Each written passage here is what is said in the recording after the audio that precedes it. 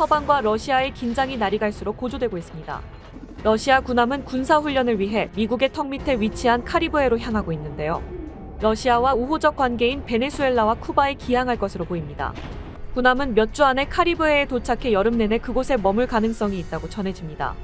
러시아의 이번 군사훈련은 여러 의미가 있는데요.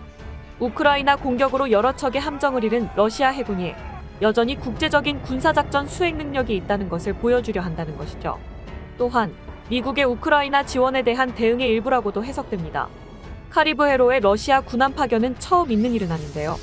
미국이 우크라이나의 자국산 무기로 러시아 본토 공격을 일부 허용한 것에 대해 블라디미르 푸틴 러시아 대통령이 강한 불만을 드러낸 뒤 시행되는 훈련이라는 점에서 의미가 있습니다. 블라디미르 푸틴 러시아 대통령은 또한 친러시아 국가의 서방을 공격할 수 있도록 장거리 미사일을 배치할 수 있다고 경고했는데요. 푸틴 대통령은 같은 방식으로 행동할 권리가 있다고 밝혔죠. 드미트리 메드베데프 러시아 안보리 부의장은 공식 텔레그램에 미국과 그 동맹국들은 이제 제3자가 러시아 무기를 직접 사용하는 것을 느끼도록 해야 한다고 썼습니다. 푸틴 대통령은 또한 러시아가 핵무기를 절대 사용하지 않을 것이라고 가정하는 것은 잘못이라고 언급했는데요. 러시아의 핵 독트린을 가볍게 여겨서는 안 된다고 했죠. 러시아가 2020년 발표한 핵 독트린은 대체로 핵무기 또는 기타 대량 살상 무기를 사용한 공격에 대한 대응으로 핵무기를 쓸 수 있다는 조건을 제시합니다. 국가의 존립 자체가 위협받을 때 사용 가능하다는 조건도 달고 있는데요.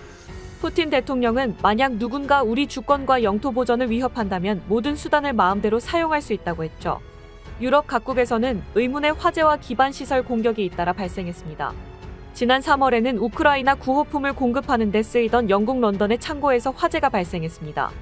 배후로 지목된 것은 러시아군 총정찰국 GRU인데요. GRU 요원들이 방화를 수행할 현지인을 모집하기 위해 영국에 있는 러시아 외교 건물을 이용했다고 전해집니다. 영국인 4명이 방화 혐의로 기소됐고 이후 영국은 러시아 군 장교를 추방하고 러시아 외교 건물 여러 곳을 폐쇄했습니다. 지난 5월에는 폴란드 바르샤바의 가장 큰 쇼핑센터에서 화재가 발생했습니다. 도날드 투스크 폴란드 총리는 서방이 러시아 스파이의 공격을 받고 있다고 주장했는데요. 폴란드 내 사보타주와 관련 9명이 당국에 체포되기도 했습니다. 이들은 쇼핑센터 화재 사건에 연루됐는지 조사를 받고 있죠. 군사시설도 표적이 됐습니다. 독일 당국은 지난 4월 자국 내 미군 기지에 대한 공격을 모의한 혐의로 2명을 체포했는데요. 한 명은 러시아 비밀 요원과 접촉해 지난해 10월부터 독일에서 사보타주 계획을 세워온 것으로 알려졌죠. 유럽 안보당국은 러시아의 개입이 의심되는 방화와 사보타주의 경계태세를 강화하고 있는데요.